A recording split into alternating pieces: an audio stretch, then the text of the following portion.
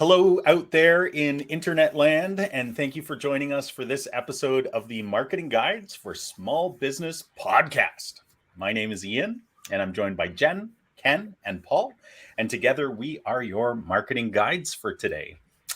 Now, Facebook continues to be a social media powerhouse, and even though other platforms are growing in popularity, Facebook continues to have a large audience of engaged users. Many businesses have either not tried Facebook advertising or they have tried it without success. So today we're going to be exploring the topic of getting started with Facebook ads. So Ken, Jen, and Paul, thanks for joining us today. And Ken, I'm going to start with you. I think a great place to start this conversation is to look at a bit of Facebook history. There was a time when Facebook was a beautiful platform for businesses to reach followers and even a broader market beyond their followers from an organic perspective. But those days are long gone. Can you talk a bit about that change and how these changes have forced businesses into a pay-to-play scenario with Facebook? Yeah, absolutely. So, I mean, Facebook's been around since like 2004, I think, and it first made pages available, in the 2007, 2008 timeframe. Um, and there is where it started to think, okay, now maybe we can make money through an advertising model. Um, but in the early days of Facebook pages, I mean, it was awesome because not many businesses were sophisticated enough to be on there. First of all, if you were posting, and it was a novel platform, so everybody was excited. They were enthusiastic. It hadn't been poisoned by, the comments and the climates, and the algorithm has only accelerated that, over time. But it used to be a lot easier to get your posts seen in anybody's newsfeed. Now, over the last 6, 7 years, Facebook has made the shift to where it prioritizes content to be delivered to people from people, meaning other profiles, and not from pages. So, as a matter of fact, if you want to make sure that your page content is delivered organically, you need to ask people to put you on like their favorites list so that your content's always going to show up. Well, most people aren't willing to do that. Or if they are, it's chances are it's because they work for your company and you've asked them to do that. And they're like, okay, yeah, I can do that. So again, that's not particularly meaningful in terms of helping you generate reach. We've known for the last 5 years that Facebook organic reach from business page posting has gone down. It's gone down, and it's gone down dramatically the last 2 years in particular. To now, it's to the point where, on average, the average Facebook page may only reach like 2.2% of all of the page followers. So think about that for a second. If you have 100, for every 100 followers you have for your page, anytime you post content, it's likely to only be seen by 2.2 people. That's not very good reach. And so you can spend a tremendous amount of money there. Facebook's done some really, what I thought in the early days were really exciting stuff, like creating the ability to do a check-in and to have a check-in offer. I thought, man, this is going to be the next big thing. I mean, this is still probably 2009 or 2010 kind of a time frame. Foursquare had started to make a big push into giving people the ability to claim offers when you were doing check-ins, and that never really took off. And Facebook never turned that into a paid advertising strategy in any real sophisticated way, which I personally think is a huge missed opportunity. I think they could have put together, and this is a little bit off topic, but I think they could have put together an advertising model where, they probably could have charged based on redemptions of check-in offers, or claiming of check-in offers, not just the delivery of them, although they could have charged for that as well. And I think a lot of businesses would have said, heck yeah, I want to know if somebody, because they're sharing with the rest of their Facebook friends that they're checking into my place of business. Man, that word of mouth is fantastic. But it's delivered through the social channel. so it can get amplified and actually have the ability to kind of get amplified in a through a variety of different ways without people having to take a lot of action to make that happen. Long story short, the Facebook algorithm content is delivered to people based on what they say they like or are interested in, how much content do they engage, from your page, and things like that. And that's what's prioritized. So, when we talk to people, they really have no idea how Facebook organic is working. And it's like, okay, well, you got 5 people who liked that post. Here's the problem. It's the same 5 people on every post. So you're only reaching like that 5 to 10 people on a regular basis. And in any one given time, 2 to 5 of those people are going to like or share that post.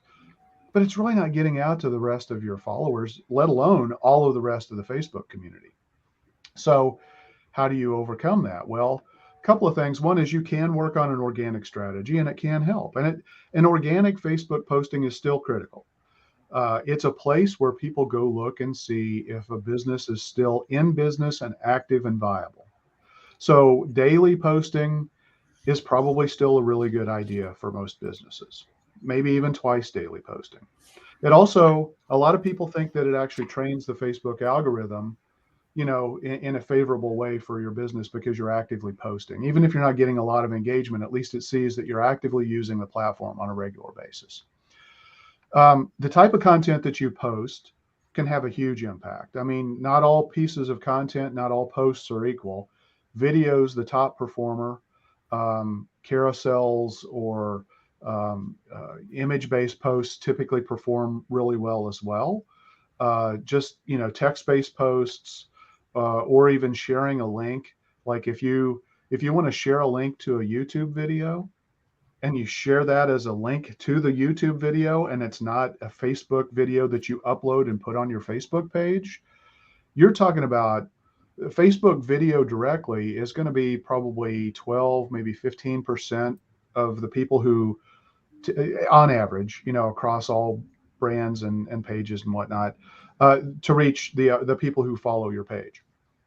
Hey, Ken, I'm just gonna cut you off here because I don't want to steal the thunder of other people. Okay. And I think some of the things you're going to say are actually going to come out in the next set of questions. All right, cool. So well, let me just say this. Yeah. So to improve your organic reach, you can do it. You should think about doing it for most businesses. And you need to do it by design. It's not going to happen by chance. I mean, it happens based on a plan. Awesome. And just to remind you, the question was, what changes and how have these changes forced it into a pay to play, right? So yeah, so I mean, we've gone from where you could get pretty good reach for your, for the people who are following your page. Yeah. To where you're almost 2% of the people who now follow your page. Yeah. So you really do have to pay to play as a business in order to get engagement. But I want to jump in on there if I could, because Ken said something really good, which we've been talking to our clients about a lot, and it's the whole fact of like it's the keeping the lights on strategy, right? So even though so he said all these things about Facebook, it's still worthy to post once a day or at your cadence. And I would say this advice goes for, Twitter, LinkedIn, Twitter, if you're still there, depending on what's happening and how you feel about it. But it's keeping the lights on, because remember, all of your clients or customers or potential customers will have their favorite social media networks that they check into. And it's important for when they go there to see that you are alive and an active business. So I just wanted to give more support for that as well, because it may feel like futile, but it's worth it. It's keeping the lights on. That's all it's there for. Yeah. And just one last point on that. If you're not posting on a regular basis, you're going to let people draw their own conclusions. And if your last post was 6 months ago, they're going to say, I wonder if they're even around. I wonder if they're even in business. Yeah. And then, there's so many other opportunities and so many other businesses in most cases that they'll just go to somebody else. Yeah. I don't Yeah. like creating communication voids. Yeah. Well, and hopefully people that have listened to this podcast a few times understand that all of us on this podcast really do take a strategy first marketing system approach to creating marketing that works for businesses. So as part of that, you have a content plan, right? And one of the areas in which you create greater exposure for your content is through social media, and Facebook is one of those platforms that people do engage with your content on. But yeah, we'll have to have another conversation sometime about the organic side and can you gamify sharing and that kind of stuff in order to get people to get more engaged. But Jen, specifically related to actually, this isn't really just about Facebook ads, this one question, but is Facebook, with all these changes, is Facebook still relevant today for businesses trying to reach people? And I think in some ways we've answered that a little bit, but maybe you can expand on that. Sure. I mean, I think so. And again, like with the caveat that every client's going to have its own personal love-hate relationship with different social networks, right? So some people are going to go, there's no way we're going on Facebook. But you also have to remember, it depends on what it is that you're selling. Is it a great channel for you? That whole thing. So based on, let's pretend that, yes, it is. I've got some stats here that will support why Facebook is still relevant today. So like it or not, there's a massive market share that Facebook has. So a couple of stats here. They were the top visited social media site, right behind Google and YouTube. So if Google's the world's #1 search engine, YouTube is number 2. They were top 3 in all of the sites visited worldwide. Next stat is Facebook has an estimated 2.7 billion monthly active users worldwide. Now, the important thing about that stat is the 2 words monthly active. These aren't people that have signed up and abandoned their accounts or log in once a year type of thing. These are active throughout the month. So that's important too. And what's important about that is if you are setting out advertising campaigns, it's important you have an audience there to view it. Facebook ads, they do have powerful targeting capabilities. But here's the thing on that too. So once you have decided and defined your audience, the Facebook advertising capabilities, their tools are phenomenal in the way that you can drill down to who you want to be seeing your ad. So they are very much all set up for advertising for businesses. But the thing I want to caution you ahead of is just because this channel has such great reach and there's powerful targeting capabilities with launching Facebook ads, you still have to be doing the thinking and the strategy first before you open up that tool to decide what kind of ad and how it's going to look and how it's going to run. But in short, it's still a site and still a channel worth considering for sure. Yeah. And Jen, you brought up an interesting concept or thought there in that you were saying, you kind of started off by saying, customers have or businesses have their own preconceived ideas of which social channels they should be on as a business because that's what they personally like. And we've talked about this before that is not a good criteria for a business. You need to actually, again, it's helpful to have a marketing consultant help you because they do not come with preconceived perceptions. They actually come with the data that supports what you should be doing. Because one of the things I've noticed, and specifically with Facebook, obviously TikTok's been gaining ground, Instagram's a powerhouse as well. But I'm always amazed that when you look at the demographic breakdown of Facebook, most people think Facebook's just this echo chamber of bad ideas, right? And that's true to some extent, but not true as a whole. They also think that it doesn't reach certain demographics, but when you look at the demographic data, it's always shocking because younger generations actually do use it. And the most amazing thing I think that we've seen a trend probably over the last 4 to 5 years is seniors are now super involved in Facebook because that's where their kids and their grandkids are, and that's where they share pictures. And yes, they can go to Instagram as well, but a lot I'm always amazed that that you can reach the demographic you're looking for most likely, but use the data, don't use your preconceived ideas. And just jumping in on that, seniors today were around when the internet started. So yes, they do know how to use this, Right. technology, right? So Yeah. let's remember that. That's a good Yeah. point. I do want to say one thing though, Ian. I mean, so it's like, don't make the assumption that all marketing companies are going to make the best decision for you and that they don't have their own biases, because there are very specific companies who all they do is Facebook ads. For sure. Yeah. And maybe they're a good company to go with if you have validated that Facebook is absolutely the platform that you need to be investing your advertising dollars on. But do a little bit of research, and it's never about. And again, you're not going to come to that conclusion if you skip through the strategy process. Yeah. I'm always amazed too, and maybe this is pulling out dirty laundry in the business area, but I'm always amazed when myself or one of you guys is, a business comes into your purview as a competitor in quoting, right? And then you go to their website and they're a total social media business. That's all they do.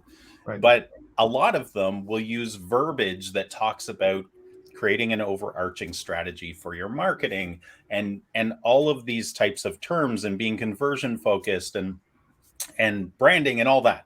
And I think it's very confusing to business owners, because what it's talking about, if I were to kind of put it into two camps, you have the overarching big picture strategy of marketing that we talk about on an ongoing basis, and creating a system that works within that. And then you have kind of these micro strategies within that we also do and we also recommend. But sometimes when businesses are looking at potential agencies to help them or vendors to help them, they see these words and it's like, yes, that's the buzzword I was hoping for, but they're talking about micro, not overarching, right? Have you guys seen that as well? All the time. It's a pet peeve of mine. Yeah, mine too, because I mean, my favorite is I lost a deal to a company who all they do is Facebook ads, and it's a water damage restoration company. I mean, if people have water leaking in their house, listeners, how many of you are going to go to Facebook to go find a company? I think you're going to go to Google. Yes. And so, why invest all of your marketing dollars and all your paid ad strategy on that one channel? It drives me nuts. But don't be fooled by great sales material, great salespeople. They do your best to do due diligence and find out if there's any real depth and breadth to what they're talking about. Yep. Paul, talk a bit about the strengths of Facebook ads. Now, isn't this ironic? If our audience doesn't know, Paul is not the biggest fan of Facebook in general, so he's a great guy to talk about this part. Well, in the past, Facebook has actually had some really good advantages or strengths when it comes to targeting, and a lot of those have changed recently. Some of it's due to privacy laws. I think some of it's due to Facebook being Facebook. But you can target your competitors' followers or fans, however you want to put it, by using their audience insights and remarketing. Facebook in the past has been really good for remarketing. If you run Facebook ads in combination with Google ads, you can actually retarget someone on Facebook that clicked on a Google ad, and that can be really powerful from a remarketing standpoint. And they have lookalike audiences where they will actually use their algorithm to build a targeting audience based on people that are similar to people that have followed you or engage with you in some way. And you can target people that have recently engaged with other Facebook ads. So they have had some really good targeting options. It's a very powerful targeting options, but I gotta say, I think Facebook is a slowly dying platform, and I think they've done it to themselves. But as everyone has said, you have to be there. I mean, it's not going to go away tomorrow, and it is important to have a presence on Facebook. And the other thing I would say is when we look at these statistics about how many users Facebook has and how often they engage with the platform, I think one thing you have to ask when we're talking about advertising as opposed to Facebook as a platform is, what are they actually doing on Facebook? Are they going there looking for products and services, or are they going there to engage with their friends and look at cat videos? And I think that's something that is not, it doesn't come out in the statistics. Yes, there's a lot of people on Facebook. Yes, younger people are on Facebook, although I think the number of younger people signing up for Facebook accounts is declining, but why they are there is not reflected in the statistics. Hey, I Paul, think if you're looking at it to spend money on Facebook ads, that's something you need to consider.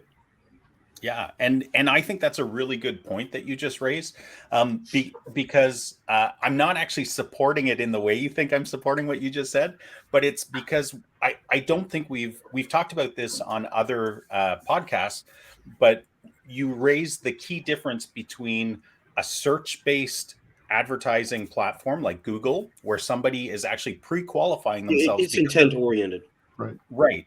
But where Facebook shines is that it's the same type of platform that, imagine if you're driving down the street, and yes, I'm not looking to buy anything, but I'm driving down the street and I see a billboard and it's got my something I'm super interested in. I'll take note of that.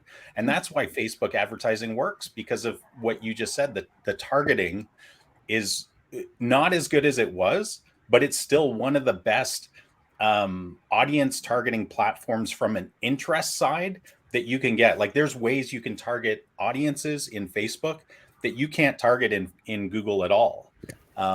So they both have their strengths and weaknesses, and I think what you said about pairing them together gives you this amazing 1-2 punch. And what's interesting is Google is trying to close that gap from a targeting standpoint. For sure, they're putting some things in place that they're trying, and probably because they realize that Facebook does have targeting options that they don't, and so they're trying to close that gap. Yeah. And I think the next. Sorry, Ken, you wanted to jump in? Oh, well, yeah. I mean, Facebook, I would say it's kind of an interruptive strategy. That's right. It's not too dissimilar in the terms of how it stops you than like a TV commercial. It is very dissimilar in terms of targeting, because a TV commercial is, broad. It's called broadcast for a reason. I mean, it's wide. Everybody who turns into that channel. Facebook obviously is a lot more targeted because it, like you said, Ian, it's based on likes, interests, psychographics, demographics, things like that. Yeah. We used to call that in the industry spray and pray, that type of advertising where it was, for the masses.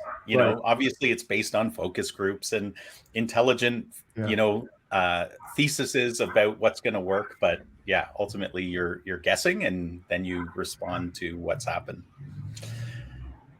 Ken, talk a bit about what types of ads a business can choose on the Facebook platform from an advertising standpoint.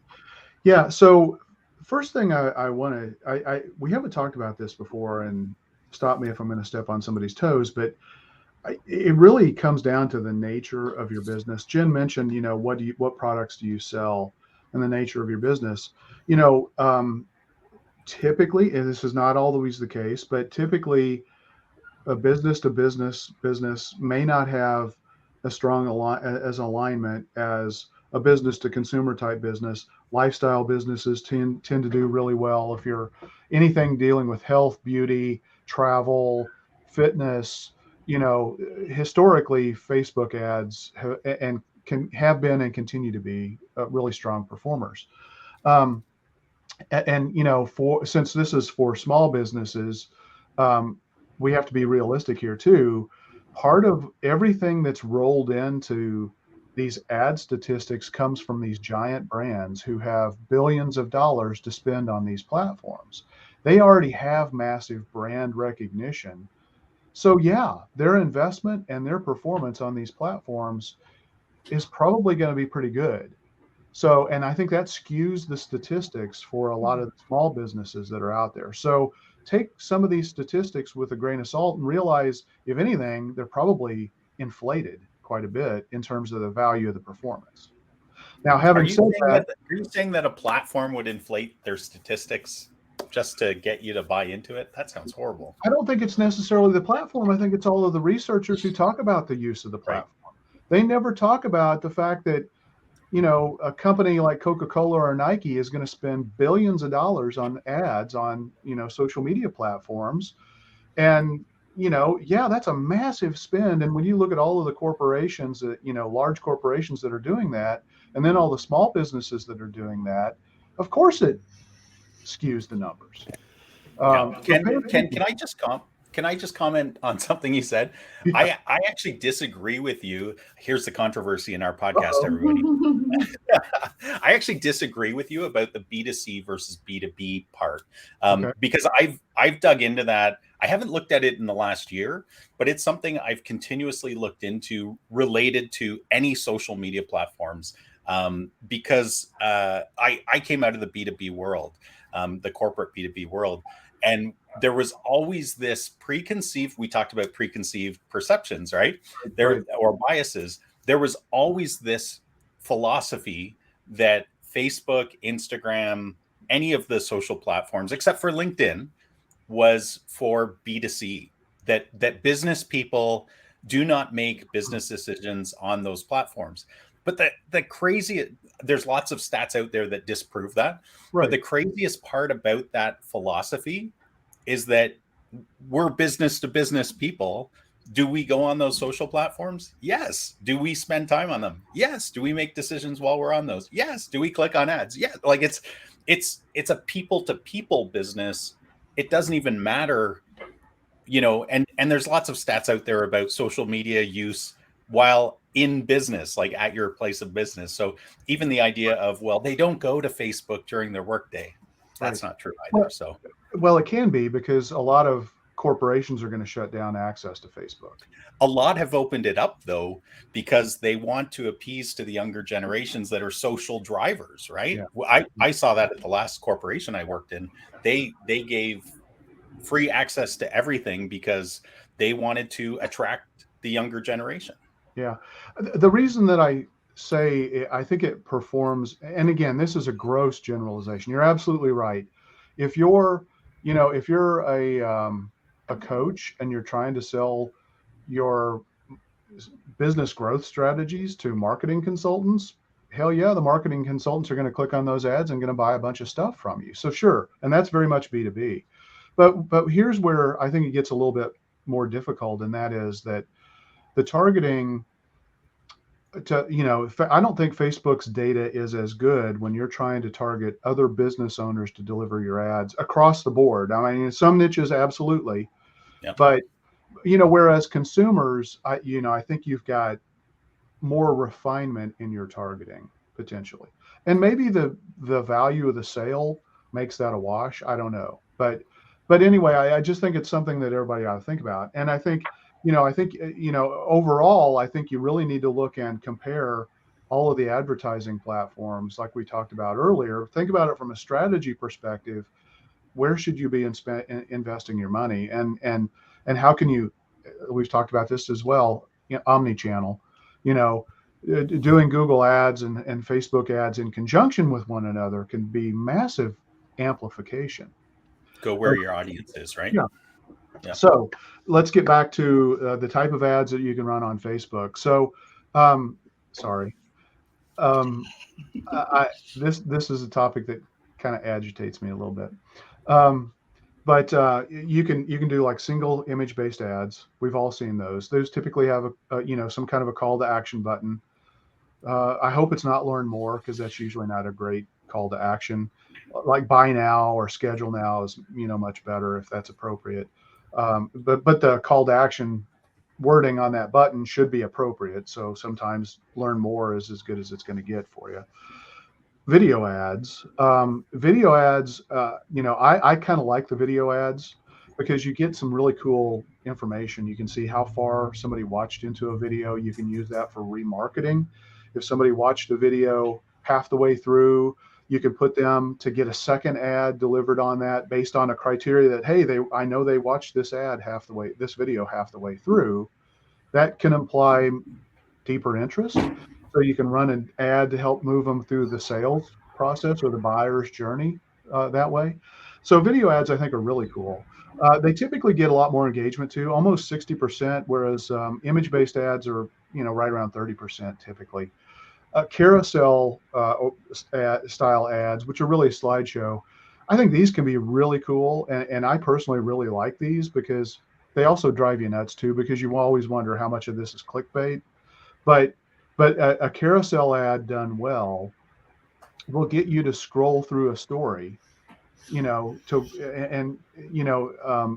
keep in mind, even though I'm thinking about examples from like StoryBrand, they do this on Instagram because Instagram has some really nice carousel features too. And oh, by the way, you do Instagram ads through the Facebook platform.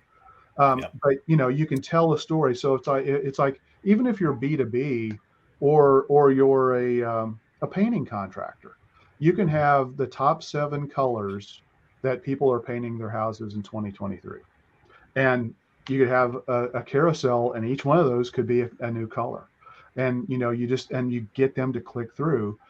So that can work really well. You can do it for products. You can do it for projects, to highlight different works that you've done. I mean, and then you've got something that's really kind of similar, but it's not exactly, and that's a catalog or a product catalog style ad. That can be a combination of video and picture or image, they're delivered typically in a grid format, and so you have the ability to control the grid and the layout that you want, and it's great for showcasing, again, your product, a project, or even a solution, if it's more B2B, where you can tell that story. And then you've got the instant experience ads, which are video ads that when you click on them, they expand to take up the full screen. So it eliminates all of the other distractions that are there on Facebook, where they could click off very easily and go somewhere else because it's taking up the full screen. So those are, at a high level, those are the 5 types of ads you've got. You always need to think about, when you're picking the ad style, what's your objective? Is it, and we'll get into this a little bit, but more later, but what are you trying to accomplish? And always keep that in the back of your mind when it comes to not only your ad targeting, but also the type of ads that you're doing. Great synopsis. And one that I didn't specifically draw out in the questions today, but I think it's good to cover off a little bit, is boosting posts. We should probably talk a little bit about that. Ken, I don't know if you want to talk about that or one of the other guides, but. Yeah, I mean, in terms of, like one of the things that I think works really well, because we're all challenged with, well, maybe not everybody, but almost everybody is challenged with the organic reach. A really nice complement to that that's easy to do is just boosting a post. And typically you don't want to boost every post, but you want to pick the ones that matter. And so, I think we've all talked about this before. Spending a little bit of money to boost a post that talks about a blog that can drive people back to your website to read that blog post. That's a way to get a lot more eyeballs on that blog post They're not a whole lot of money. I mean, it could be 25, $50 depending on your, your target audience and how broadly you want to get that out in front of people. But what it does is it gets people off of social onto your website. And so now you're using social as a way, even if it's paid, to build the SEO on your website, because if people are finding the blog posts interesting and they're spending time on your site, that has real SEO value. Yeah. No, that's a great explanation. And for our businesses out there, just remember that there's a huge difference in what you can do with a boosted post versus what you can do on the ad platform, like the targeting available, what you can do as far as audiences you can choose, all that kind of stuff is very much diminished, because what you said, Ken, is absolutely true. It's like an easy button to basically repost an ad or an organic post, and Facebook will tell you all the time to boost your post, right? So don't see that as a alternative to the true Facebook advertising, but I agree, it can be a great complement to your content strategy. And some businesses like restaurants, I mean, spend a couple of bucks to boost your post of the special of the day. It's an easy, quick platform. You get in, you get out. You don't have to spend a lot of time. You don't have to have a lot of deep expertise in terms of targeting.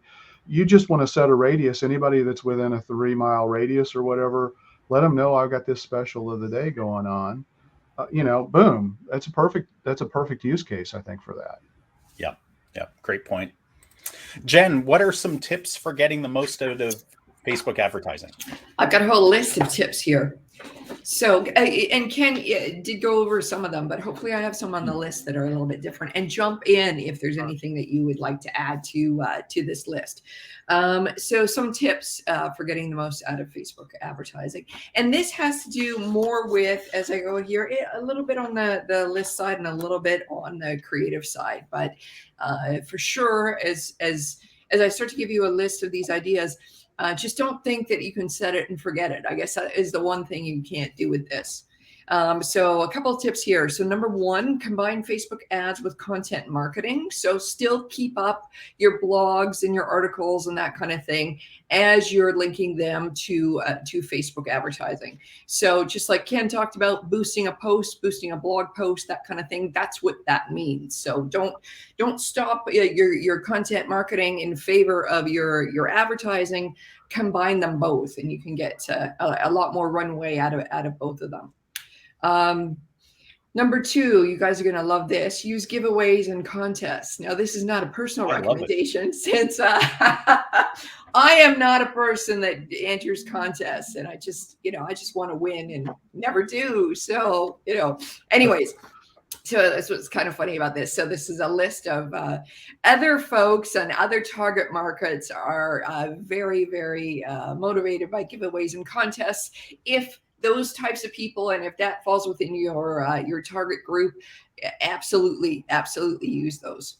Can I jump in real quick? Sure. So I don't know if this is a true thing still or not, because it's been a couple of years since I've looked at it, but it used to be that the number one reason why people would like or follow a business is because they were looking for a deal or a discount or something, or an offer or something like that. I don't know if that's still the case. We ought to check that out and see if it is, but that was, so it is a big factor. At least it used to be a really big factor. Yeah, no, absolutely. And I'm just making fun about the contest thing. Don't adjust your strategy. They can work, people. This lady won't enter your contest, right? So number three. That's right. Our odds just went up, guys. Yes, that's right. Go for it now. So just remember, you have to consistently be working on your marketing list or your email list. So as we talk about doing the ads out on Facebook, just remember, this is rented land, right? You always want to continue to build your customer list, your prospect list, and that kind of thing. So you can be doing that by doing an ad that promotes an ebook, a download, and whatnot. And that's the way that you can get folks back into your owned land by exchanging, the ebook, the download, whatever it is, in exchange for the email address that goes onto your list but the promotion of this ebook, the ad for this ebook, for example, was on Facebook. So you can think about doing that. Ken talked a lot about video ads, and the neat thing about that is you can really see where folks drop off. So for version 2, 3, 4, you can see where the interest waned and what you can do about it. So it might mean shortening the ad. It might mean, you know, a reshoot, to be quite honest, depending on what the data tells you. Number 5, create Facebook and Google ads. So even though we're talking specifically about Facebook here in this podcast, don't neglect the other platforms in order to have your advertising go out on. And then number 6 is utilize Facebook mobile ads. So just remember that mobile is a significant source of traffic, and you got to make sure that that your advertising does display on mobile. So there's six recommendations there for Facebook advertising. Those are great. And yeah, I think Ken mentioned this earlier, but to me, it's just part of the platform. That if you're going to advertise on Facebook, assuming that the audience is suitable, you're always going to choose the option to advertise on Instagram as well, right? Like you've just broadened your audience significantly. So, even though we talk in this podcast, we're talking solely about Facebook ads. It's the same platform. You're setting it up once, and it can be delivered on those 2 platforms. Paul, what are some common mistakes or pitfalls people should avoid when advertising on Facebook? Don't do it because they're going to shut your ad account down anyway.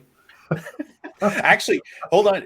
I actually wrote a note on my piece of paper here. I'm like, we don't really talk about it, but disapproved ads is a massive issue on Facebook. Absolutely. And disapproved ad account. It's so annoying.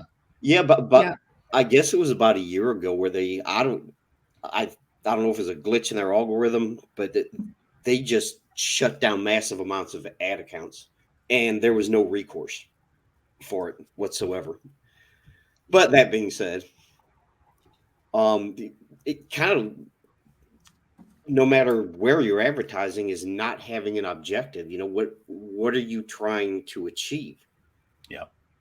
You know, that's always a big one, and goes back to targeting. We talked about targeting and not properly targeting.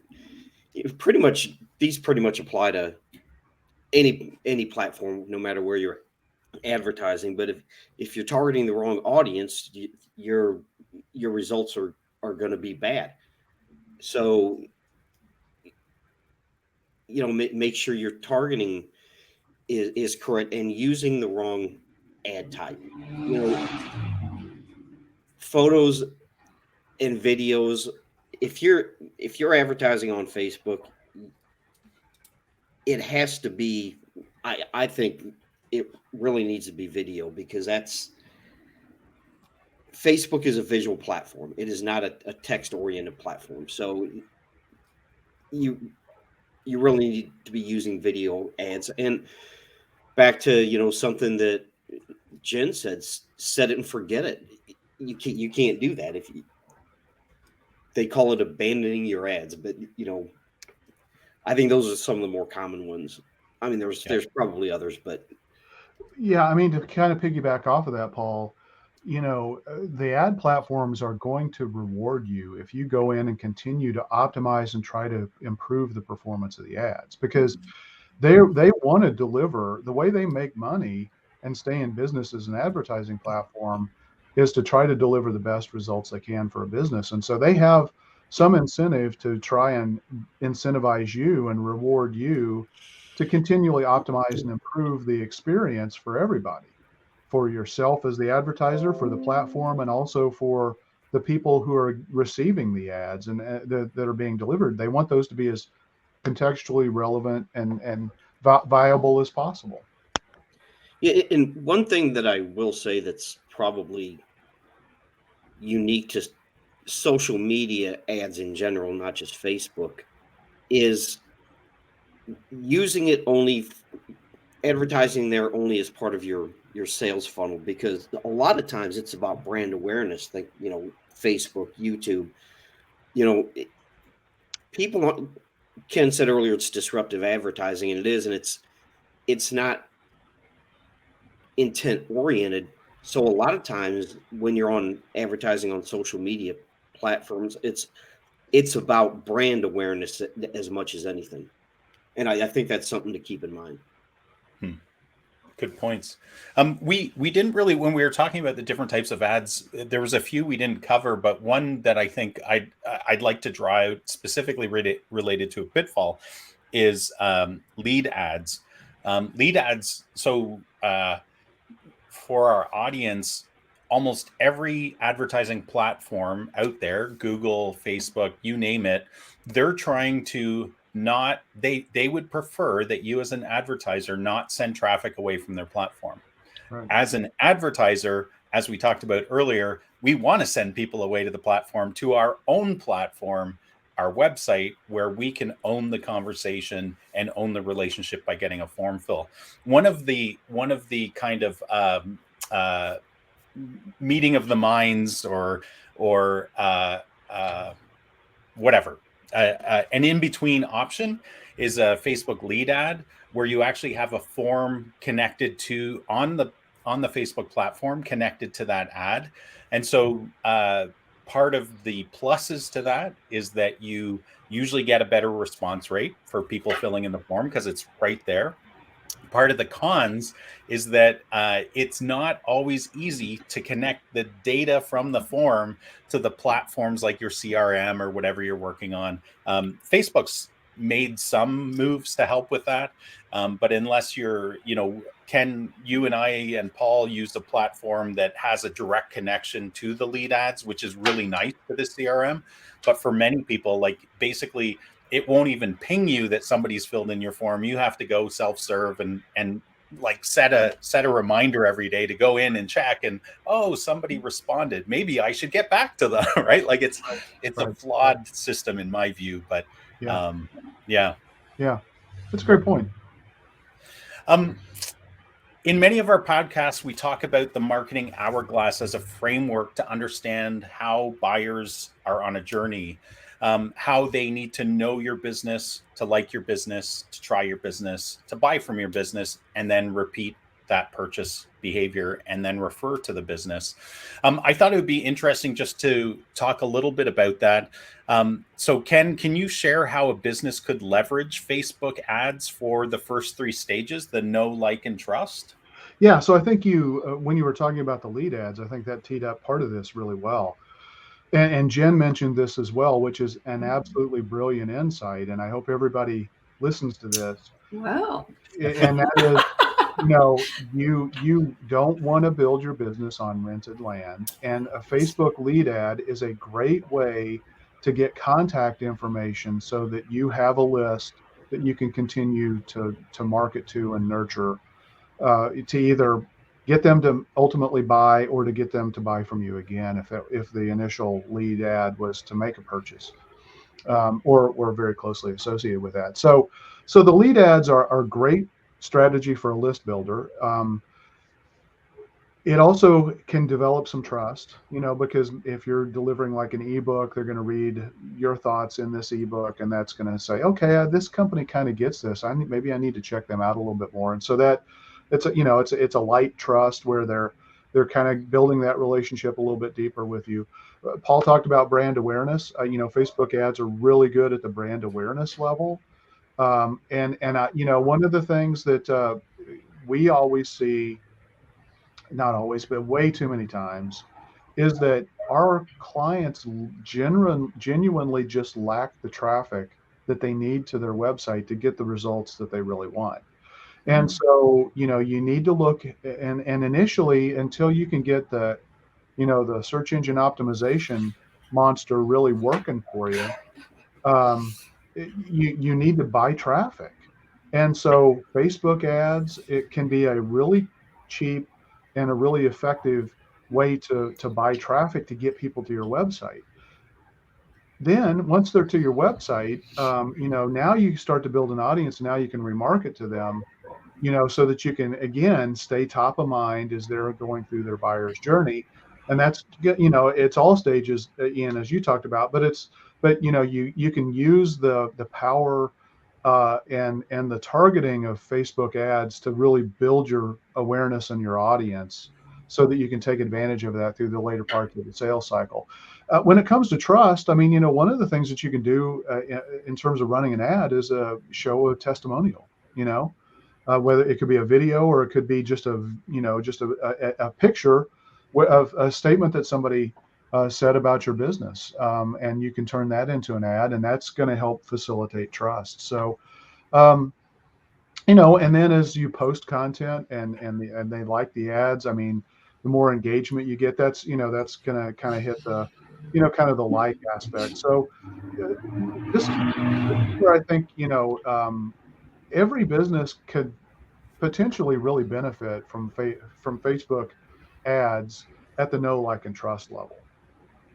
Yeah. One of the neat things too with Facebook that I've seen, in particular, an expert in this area, John Loomer, creates really cool multi-step funnels just using Facebook, retargeting and ad audiences, where you attract at the no phase. Once they do some sort of action, you put them in a new audience that is now the trust phase.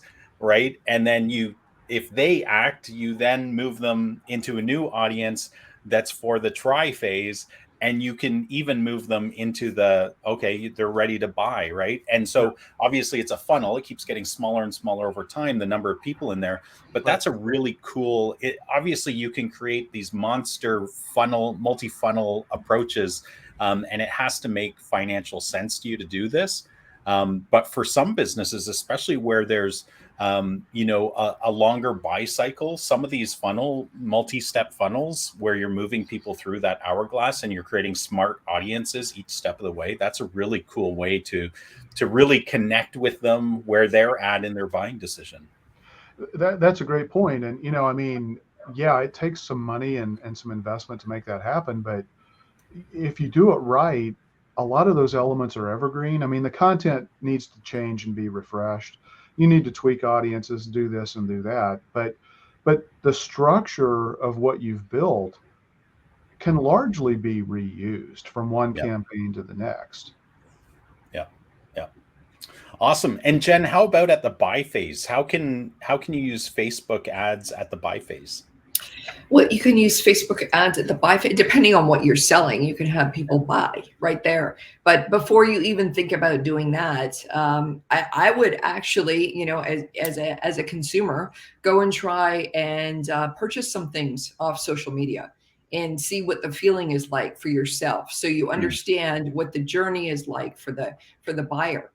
Because it can be a little bit disjointed. If you're used to selling off your website or selling off Amazon or, kind of selling personally like we're doing here, hopping on a video call to, secure a deal, promoting and selling via Facebook, it's a different channel. And you want to be sure that you understand what's happening at every stage of that buying process. It's a new channel. You assume it's going to work just fine, but there might be some things that pop up that are a little bit different or a little bit of a different experience than what you thought. So I would say before you even think about doing that, you yourself go and buy something off Facebook and see what the experience is. So best, should that be something that we actually do or not? But at least you've basically stood in the shoes of your clients as they're going through that process. It's a great idea. Yeah, that's awesome. And Paul, how about Facebook ads? How can they be used for the repeat and the refer stages? Interesting. I don't think Facebook is the best platform for that, because you have to build engagement. You have to build your tribe or your audience, so to speak, and you have to engage with them. And, I guess getting Facebook reviews would indirectly help with that. But be honest, I really don't think that that's going to take a lot of investment, time, and is that the best platform to do that? Because in order for people to refer you, repeat business, well, that would be retargeting. So let's go with that. But in order to get people to refer you, that requires building that trust and having that connection with people. And you would think social media would be a good platform to do that. But that's going to take a lot of, even though it's social media, it's really not that one-to-one connection that you have directly engaging with people. So I think that's going to require a lot of investment of time to do that on Facebook. And Ian, you probably disagree with that. So jump in there. And what are your thoughts? Yeah, I was just going to say that one of the things you can do is you can actually now use a custom audience type, which is an uploaded customer list.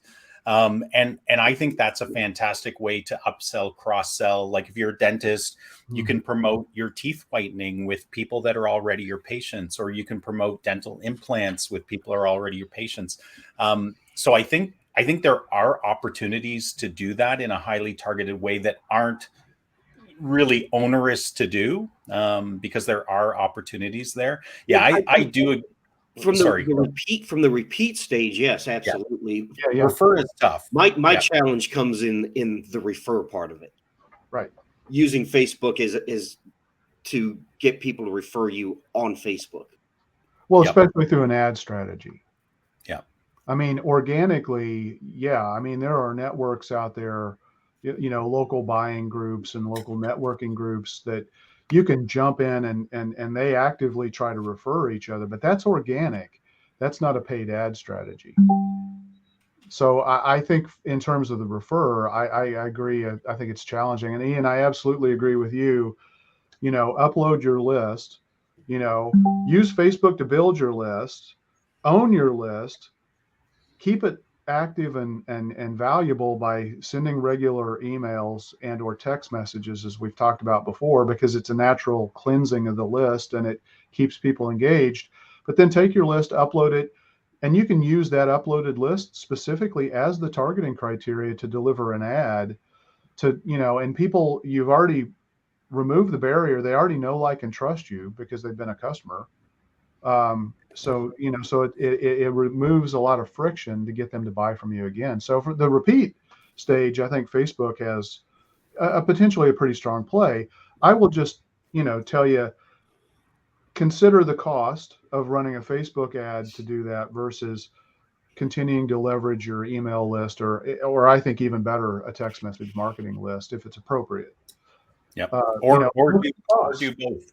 The ad cost would be so low, right? Because depending on your customer list size. Right. So, right. Yeah. Go ahead. As someone that has never clicked on a Facebook ad in their life, I will say that I haven't. I really haven't. But I do think for certain types of businesses, lifestyle type businesses, Facebook can be effective. If you're a gym where people like to brag about how much time they spent at the gym and they're going to put something like that on Facebook, I think for lifestyle type businesses, Facebook ads can be effective. Well, but and I'm glad Ian brought this up, and he also brought up the lead ad. I think the lead ad strategy is a really good way for a B2B business to leverage Facebook. It's not maybe to get them to make a purchase, but it's to help you build a list so that you can do more with it. Because, most businesses, most B2B businesses, not all of us, but many of us have a longer sales cycle. So owning and controlling a list and using that, to build a relationship and nurture people, can be a powerful thing. So Ian, I'm glad you brought that up because I think that is a really valuable way for B2B to leverage Facebook ads. Awesome.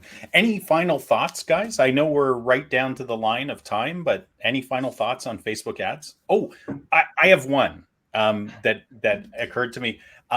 if you're advertising on any platform, make sure you set up the metrics. So in Facebook, you have to set up a pixel, it's called, on your website where you're sending people, and you need to track the analytics of, some of the key analytics. But ultimately, you're looking at the return on ad spend, right? What am I getting out of how much I'm spending each month? So that's just something that occurred to me that don't forget.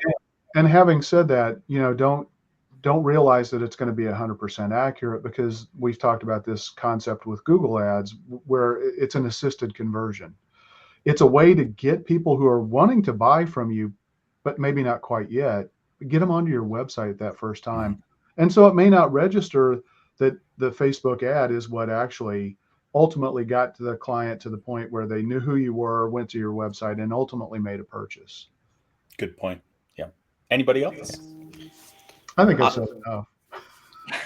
I would just say I think that Facebook ads are probably best as a top of the funnel kind of thing, brand awareness. The conversion rate of Facebook ads is not good for most businesses, but from an awareness perspective, I think they can have a place in your overall strategy. My last 2 cents would be don't get emotional either way about the channel, because maybe you're leaving prospects and money on the table. So evaluate the channel, in this case Facebook, as are my people, are my potential clients there, and then make a decision based on that. That is an awesome place to wrap up. Thanks, everyone. I thank you, Ken, Paul, and Jen, for sharing your thoughts on this vitally important topic. And thank you to our audience for joining us today. I hope you found this topic valuable. If so, please share the link with other business owners. And until next week, keep calm and market on.